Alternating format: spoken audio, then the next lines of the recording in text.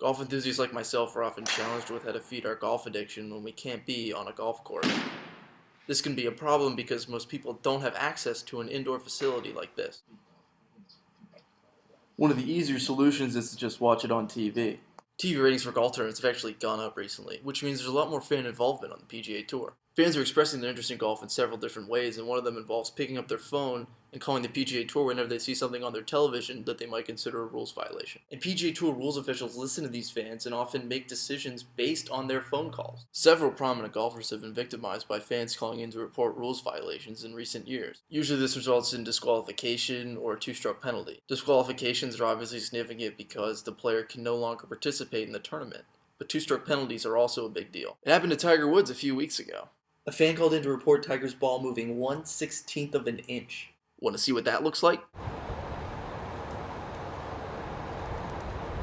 This two-stroke penalty would have never been assessed.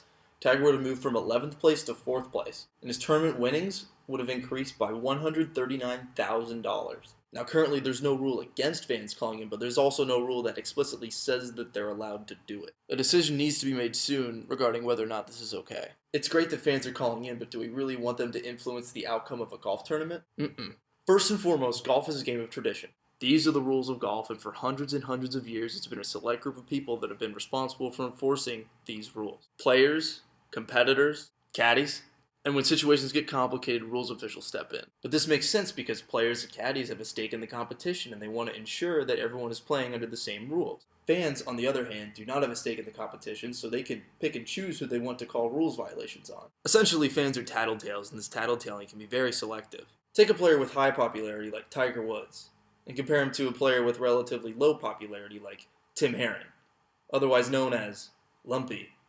People might pay more attention to what Tiger Woods is doing than Lumpy, so they would be more likely to call a rules violation on him as opposed to Lumpy. I'm sorry, I just love saying the word Lumpy. Another reason why fans shouldn't be allowed to call in to report rules violations is because nobody actually respects the decisions that are made. This happened on the LPGA Tour a few years ago.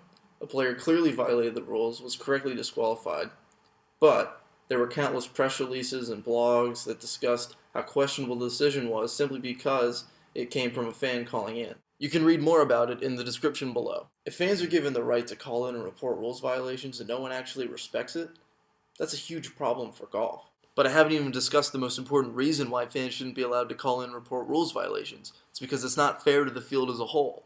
In most professional golf tournaments, there will be 156 players in the field. Networks have to choose which shots get on TV because it's impossible to get every single shot on camera.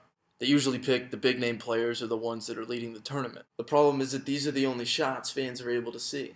These are the only shots, then, that are susceptible to being called in on for rules violations. So if I go back to the Tiger Woods incident that I mentioned earlier, what if that happened to the guy in last place? Well, it wouldn't have been on TV, so it wouldn't have been a penalty. The point is that you're not actually seeing the entire golf tournament when you're watching it on TV.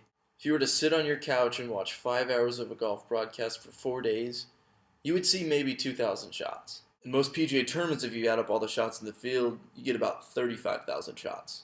So that's 6% at most. So at most, you're only seeing 6% of a golf tournament on TV. Well, what about the other 94%?